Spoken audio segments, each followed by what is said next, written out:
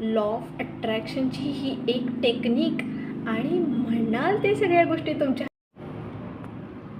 नमस्कार, मी पूनम तुम्हा सर्वांचं माझ्या या चॅनलमध्ये स्वागत करत आहे. मी आज तुम्हाला लॉ ऑफ अट्रॅक्शनचा यूज करून कसं माझं ड्रीम कॉलेज मिळवलं ते सांगणार आहे.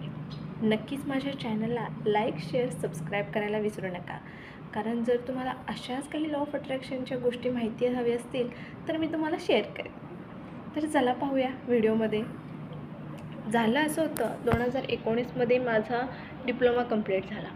डिप्लोमा कंप्लीट झाल्यानंतर आता फ्युचरच्या दृष्टिकोनातून विचार केला तर प्लेसमेंटसाठी चांगलं कॉलेजेस मला सर्च करायचं होतं.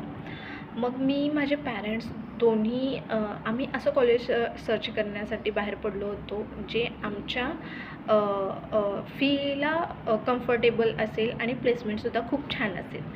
मग माझ्या डोक्यात एकच होतं की फी मला कम्फर्टेबल, माझ्या पॅरेंट्सना खूप जास्त लोड व्हायला नको आहे आणि कॉलेज असं हवं आहे की जिथं प्लेसमेंट गॅरंटेड असतील आणि फेक काहीसुद्धा नको. म्हणजे प्लेसमेंट देतो म्हणून सांगून काही कॉलेजेस आपल्याला फसवतात. ही रिॲलिटी आहे. जस्ट लाईक आत्ताच्या ह्या काळामध्ये कोणावरती आपण डायरेक्टली विश्वास नाही ठेवू शकत.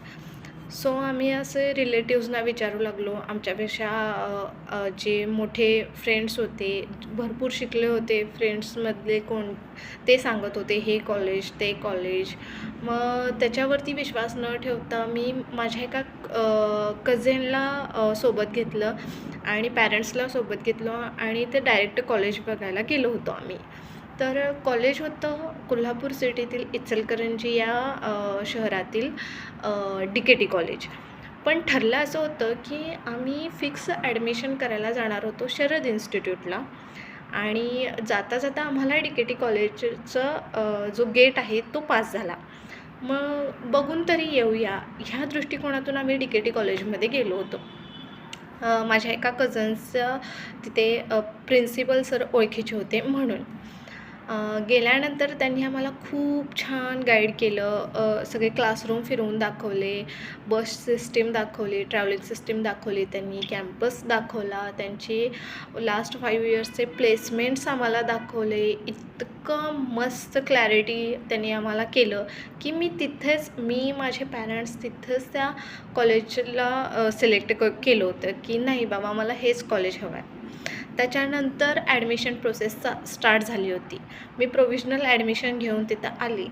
आता मला हेच कॉलेज हवं आहे म्हणून माझ्या डोक्यात एकच होतं की मला हेच कॉलेज हवं आहे. मी पुढचं कोणतंही कॉलेज पाहायला गेले नाही, कारण कन्फ्युजन होतं. आपण मल्टिपल कॉलेजेस जर बघितले, मान्य आहे याच्यापेक्षा चांगले कॉलेजेस पण असतात, मान्य आहे मला. पण जर आपण भरपूर ऑप्शन्स जर आपण पाहिले तर आपल्यालाच कन्फ्युजन होईल. ह्यावेळी मी विचार केला आणि DKT कॉलेजेस फायनल करायचं ठरवलं. गव्हर्मेंटची जी प्रोसेस असते ती स्टार्ट झाली होती ॲडमिशनची. मग फर्स्ट प्रेफरन्स मी DKT टाकला. मला खूप छान मार्क्स होते, 89% डिप्लोमाला मार्क्स होते. मला गॅरंटी होती की मला DKT कॉलेज इझिली मिळेल आणि तेव्हा तेवढा कट ऑफ नव्हता आणि CSE ब्रांचला मला हवं होतं ॲडमिशन. सो मी माझा फॉर्म भरला, ॲडमिशन लिस्ट पहिला राऊंड क्लिअर केले. पहिल्या राऊंडला मला असं कळालं की मला DKT कॉलेज मिळालेलं आहे. पहिलाच प्रेफरन्स टाकल्यामुळे मला DKT कॉलेज रिझर्व झालं होतं. त्याच्या व्यतिरिक्त मी आता कोणतेही ऑप्शन चूज करू शकत नव्हते. मला ॲडमिशन फिक्स झाली होती तिथं. पण असं झालं की माय बॅड लक की इतका मोठा नॅचरल डिझास्टर आला त्यावेळेला. ज्या वेळेला मला DKTमध्ये रिपोर्ट करायचं होतं, लास्टला माझी ॲडमिशन फिक्स करायला जायची होती, तेव्हा कोल्हापूर जिल्ह्यात आणि सांगली जिल्ह्यात खूप मोठा महापूर आला होता. आणि पाणी खूप सगळीकडे होतं. मला DKT म्हणजे इचलकरंजीमध्ये जाण्यासाठी जो वे होता, तिथे मेन नदी असल्यामुळे, रिव्हर असल्यामुळे मला तिकडे जाताच येत नव्हतं. खूप मोठा आम्हाला असा प्रश्न पडला की आता आम्ही ॲडमिशन तर आम्हाला घ्यायचं आहे, फिक्स करायचं आहे, मग जाणार कसं? खूप प्रचंड आम्ही सगळे घाबरलो होतो, ॲडमिशन होते की नाही, होते की नाही. पण कळत नकळतपणे मी व्हिज्युअलायझेशन करत होते. लॉ ऑफ अट्रॅक्शनची ही सगळ्यात ग्रेटेस्ट टेक्निक मी फॉलो करत होते. तेव्हा मला लॉ ऑफ अट्रॅक्शन काय आहे, काय असतं, काय नाही माहितीच नव्हतं. पण व्हिज्युअलायझेशन मी करत होते. व्हिज्युअलायझेशन करताना मी काय करत व्हिज्युअलायझेशन करताना मी एकच गोष्ट लक्षात ठेवलं होतं की नाही, मला हे कॉलेज मिळालेलं आहे. मी त्या कॉलेजच्या कॅम्पसमध्ये फिरते आहे. मला त्या कॉलेजकडून खूप छान छान गोष्टी शिकायला मिळत आहेत. मी नेहमी त्या कॉलेजमध्ये जाते.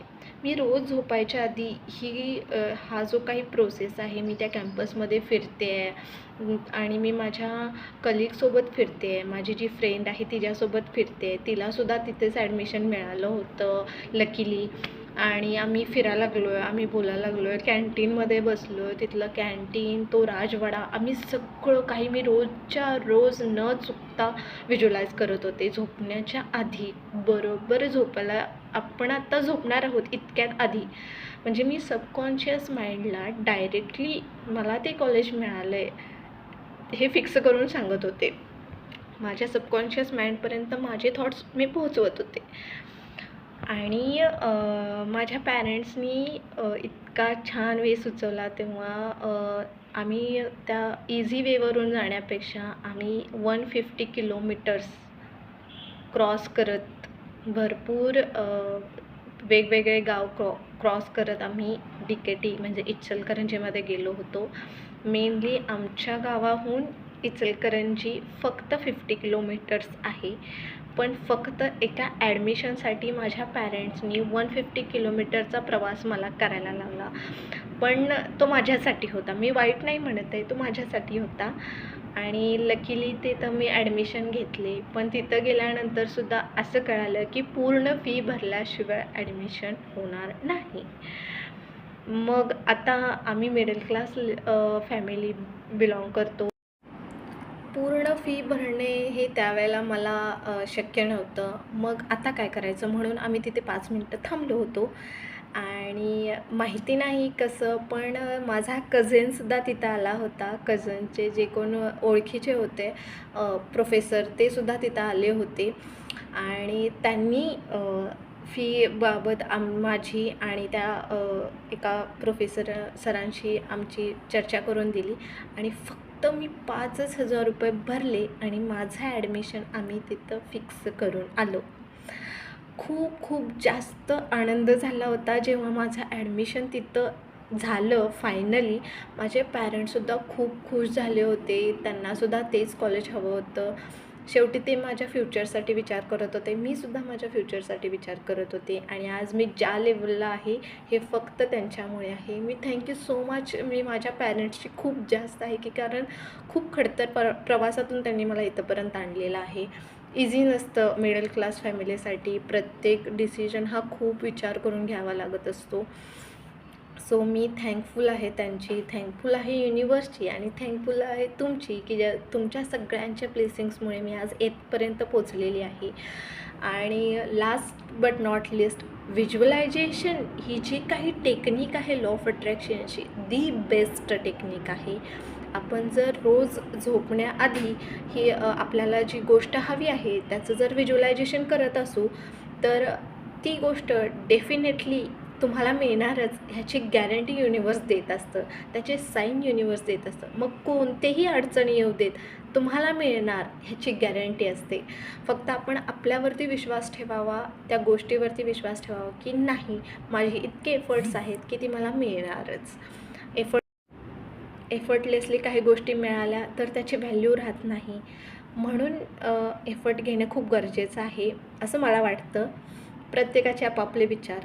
जर तुम्हाला व्हिज्युअलायझेशनची पूर्ण प्रोसेस हवी असेल तर कमेंटमध्ये नक्की कळवा. मी जे काही केलं ते तुम्हाला सांगेन. आणि खूप इझी वेने केलं होतं मी. आणि तेव्हा मला लॉ ऑफ अट्रॅक्शन माहिती नव्हतं, पण आत्ता मी त्याची एक कोच आहे.